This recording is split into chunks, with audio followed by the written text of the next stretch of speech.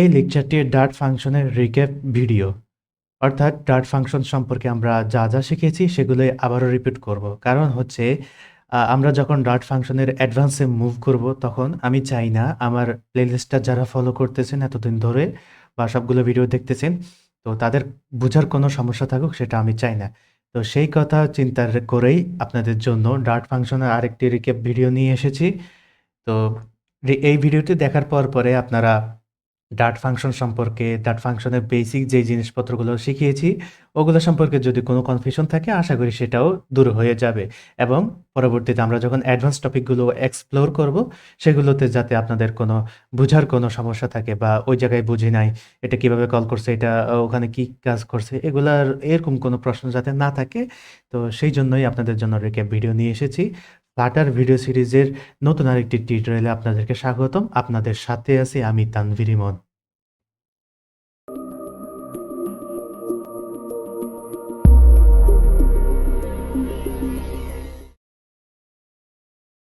আমি ইন্টেলিজ আইডিই সফটওয়্যারটি আগে থেকে ওপেন করে রেখেছি, আপনারা দেখতে পাচ্ছেন। এবং এই এটি একটি প্রজেক্ট যেটা আপনাদেরকে আগে করিয়েছিলাম বা লাস্ট ভিডিওতে আপনাদেরকে এটা করিয়েছিলাম। আশা করি আপনারা প্রজেক্টটি এনজয় করেছেন। তো আজকে আমি আরেকটা ফাইল ক্রিয়েট করব। ফাইলের নাম দিব ফাংশন রিক্যাপ। Function recap. তো মেইন ফাংশন ডিক্লেয়ার করার আগে আমি একটা নিজেদের তৈরি করে একটা ফাংশন তৈরি করব। তো মেইন ফাংশন কি ফাংশন এটা কিন্তু আপনারা জানেন, সিস্টেম ডিফাইন্ড ফাংশন। অর্থাৎ এইটা সিস্টেম আমাদেরকে তৈরি করে দিয়েছে, আমরা সেটাকে ব্যবহার করতে পারছি। তো আমরা যেটা তৈরি করব সেটা হচ্ছে ইউজার ডিফাইন্ড ফাংশন। তো আমরা তৈরি করতে পারি, যেমন একটা সিম্পল ফাংশন তৈরি করি, ফাংশনের নাম দিয়ে দেব মাই ফাংশন। মাই ফাংশন দিয়ে দিলাম, এখানে জাস্ট প্রিন্ট করে দিব হ্যালো টেকনিয়াম সফট। আমাদের চ্যানেলের নামটা প্রিন্ট করে দিলাম।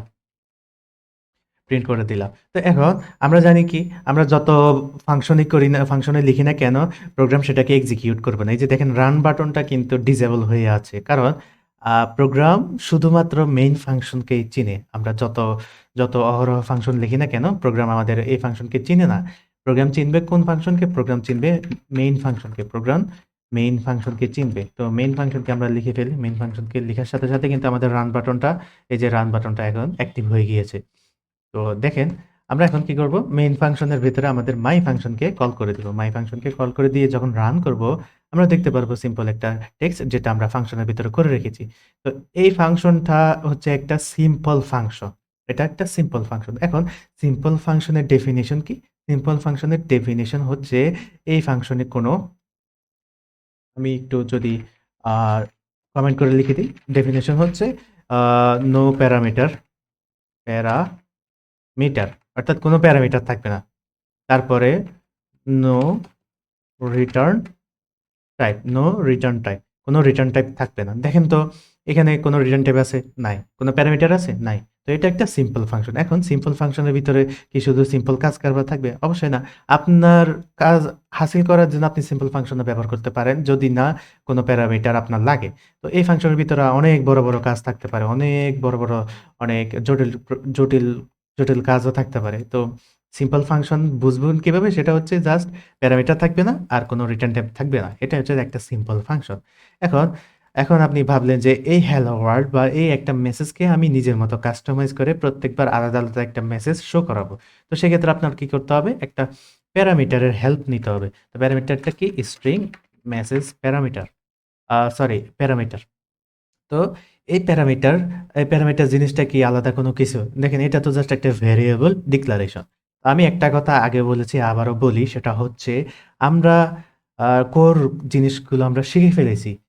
অ্যাডভান্স টপিকের মধ্যে যখন আমরা শিখবো, তখন আমরা শুধুমাত্র ওই কোর জিনিসগুলো বা আগে যে জিনিসগুলো, বেসিক জিনিসগুলো শিখেছি, ওগুলাই জাস্ট দেখতে পাবো, বাট নামটা থাকবে অ্যাডভান্স।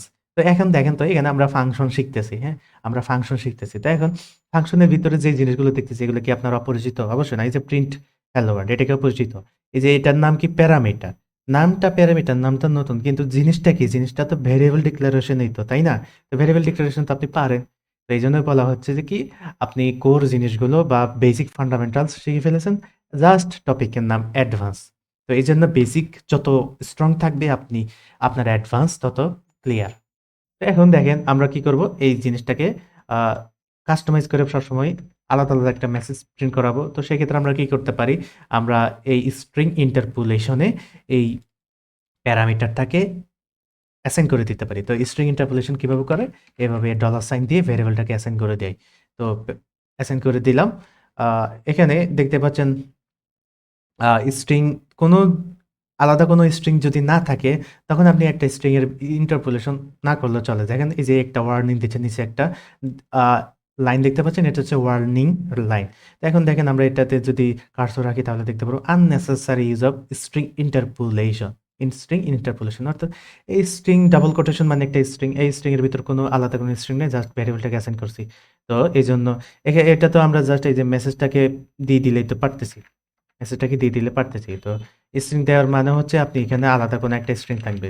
যে ধরেন হাই, আপনি ধরেন একটা নাম পাঠাবেন। তো নাম পাঠাবেন, এই মেসেজের মাধ্যমে একটা নাম পাঠাবেন। তো যেহেতু আপনি এখানে স্ট্রিং দিয়েছেন প্যারামিটারটা, সেহেতু আপনাকে স্ট্রিং এই পাস করে দিতে হবে। তো স্ট্রিং কিভাবে পাস করবেন? এভাবে ধরেন তানভীর। আমার নামটা এখানে পাস করে দিতে হবে। এই যে হাই তানভীর। প্রজেক্টটা যারা করেছেন লাস্ট ভিডিওতে তারা কিন্তু এগুলা বুঝে গেছেন অলরেডি। তো হাই তানভীর। এটা হচ্ছে যে প্যারামিটার ফাংশন, অর্থাৎ একটা ফাংশনের প্যারামিটার। তো আপনি এখানে মাল্টিপল প্যারামিটারও অ্যাক্সেস করতে পারেন। এটা হচ্ছে যে গেল প্যারামিটার। এখন আপনি চাইলেন যে রিটার্ন টাইপ থাকবে আপনার ফাংশনের। কিভাবে? ধরেন একটা স্ট্রিং টাইপ ফাংশন দিলেন মাই ফাংশন, মাই ফাংশন, মাই ফাংশন। তো যেহেতু আমরা জানি কি একটা ফাংশনে যখন আমরা টাইপ বলে দিব, ওই টাইপটাই আপনাকে রিটার্ন করে দিতে হবে। ওই টাইপটাকেই আপনাকে রিটার্ন করে দিতে হবে। কিভাবে? এই যে রিটার্ন দিয়ে একটা স্ট্রিংকে আপনি রিটার্ন করে দিতে হবে। তো আমি রিটার্ন করে দিলাম কি? আমি রিটার্ন করে দিলাম টেকনিয়াম সফট আমি রিটার্ন করে দিলাম। এখন এখানে তাও এরর দেখাচ্ছে, আমরা একটু দেখি তো। The name of function is already defined. দেখতে পাচ্ছেন আমি মাই ফাংশন নামের ফাংশন একটি অলরেডি ডিফাইন করে রেখেছি, এই জন্য এটা এরর দেখাচ্ছে। এখন এখানে আমি মাই ফাংশন 2 দিলাম। এখন দেখতে পাচ্ছি আমরা এখানে একটা রিটার্ন টাইপ ফাংশন লিখেছি। তো আপনাদের মাথায় আসতে পারে একটা কোয়েশ্চেন আসতে পারে, সেটা হচ্ছে এই ফাংশন আর এই ফাংশনের ভিতরে পার্থক্যটা কি? পার্থক্য আছে, সেটা হচ্ছে দেখেন তো আমরা যখন ফাংশনে প্যারামিটার ব্যবহার করি, এটা কিন্তু কাইন্ড অফ ডাটা পাসিং এর মতো না। দেখেন আমরা এখানে ফাংশনকে কল করেছি, কল করে একটা ডাটা পাঠিয়ে দিয়েছি, একটা ভ্যালু পাঠিয়ে দিয়েছি। তো এই ফাংশনে এসে সে কি করতেছে? ভ্যালুটা রিসিভ করতেছে, রাইট? এটা রিসিভ করতেছে। তো কাইন্ড অফ প্যারামিটার কি করে? ডাটা রিসিভ করে। তো ডাটা রিসিভ করে। আর এই রিটার্নটা কি করে? সে ডাটাটা পাস করে, ডাটা পাঠায় দেয়, ফাংশন থেকে পাঠায় দেয়। ফাংশন থেকে রিসিভ করার ওয়ে হচ্ছে প্যারামিটার, আর ফাংশন থেকে ডাটা পাঠানোর ওয়ে হচ্ছে রিটার্ন টাইপ। আশা করি বুঝতে পারছেন। কিভাবে রিটার্ন টাইপ? দেখেন তো আমরা এটাকে কিন্তু সরাসরি প্রিন্ট স্টেটমেন্টের ভিতরে দিতে পারবো না। দেখেন মেইন ফাংশনে এসে প্রিন্ট মাই ফাংশন দেখতে পাচ্ছি, মাই ফাংশন 2 আসতেছে। মাই ফাংশন মেইনটা কি আমরা দিতে পারতেছি? পারবো না। কারণ এটা কোনো রিটার্ন টাইপ না। কিন্তু আমরা কি করতেছি?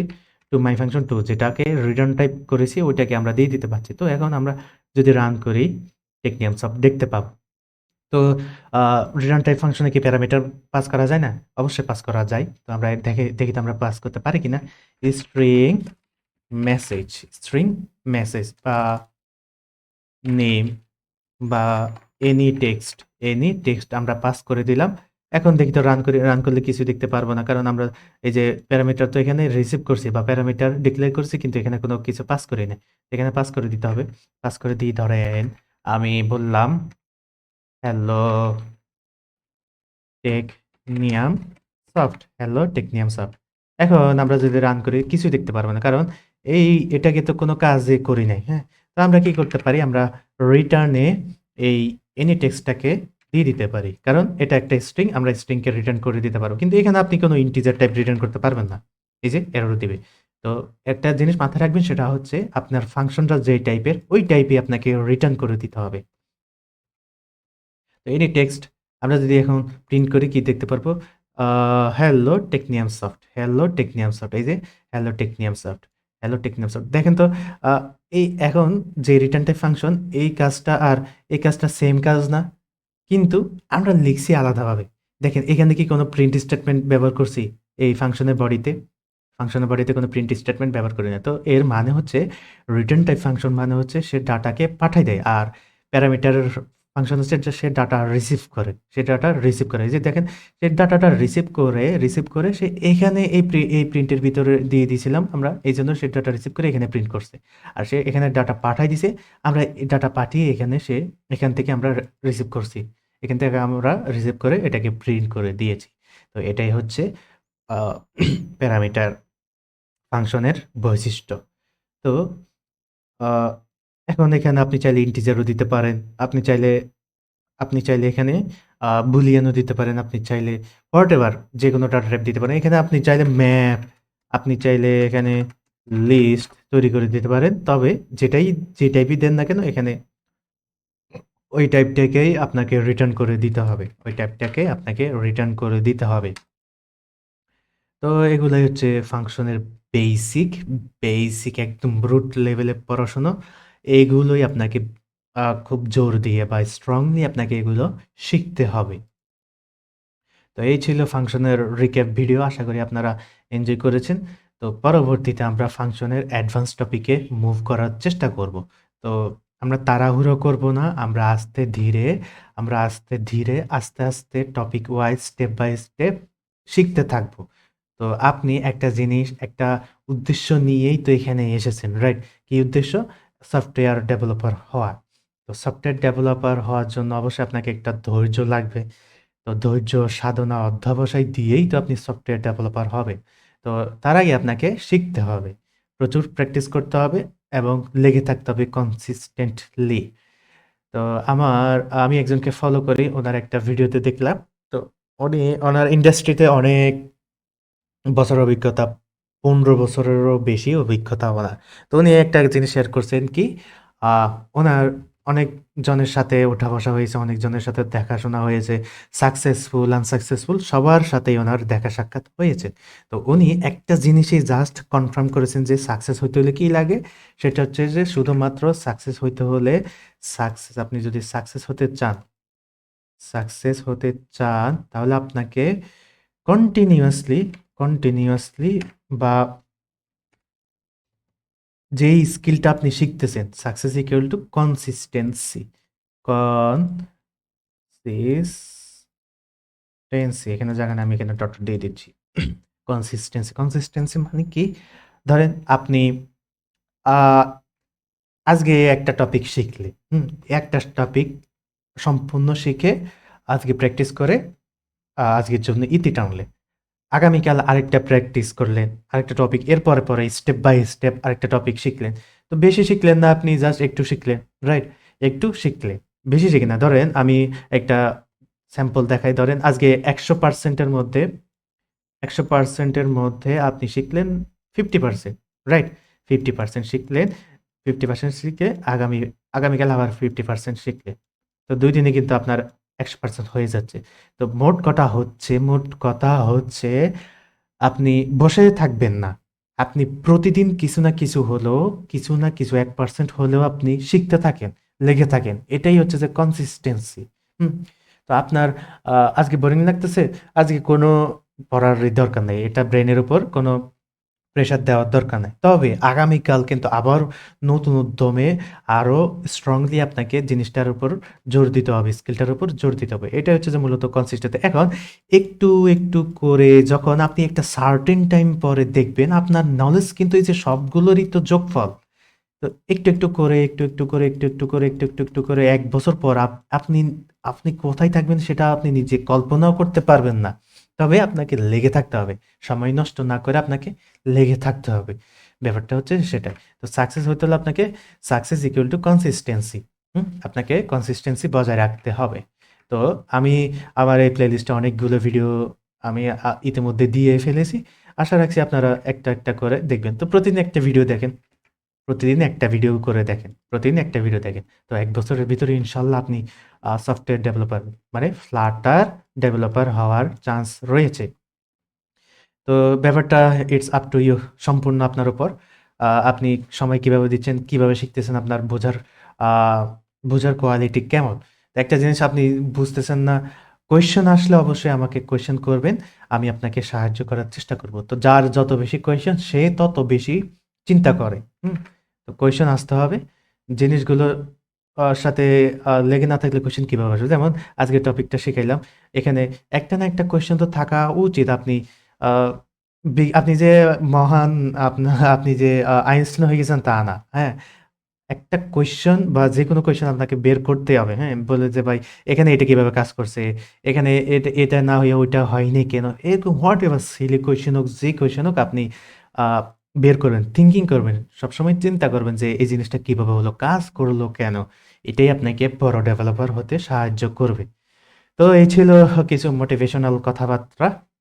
আ দেখা হচ্ছে পরবর্তী কোনো ভিডিওতে। আপনারা আমার জন্য দোয়া করবেন। আমি যাতে কন্টিনিউয়াসলি আপনাদের জন্য কোয়ালিটিফুল লেকচার দিয়ে আসতে পারি। তো সে পর্যন্ত ভালো থাকবেন, সুস্থ থাকবেন। আপনাদের সবার জন্য আমিও দোয়া করি, আমার জন্য দোয়া করবেন। আল্লাহ হাফিজ। আসসালামু আলাইকুম।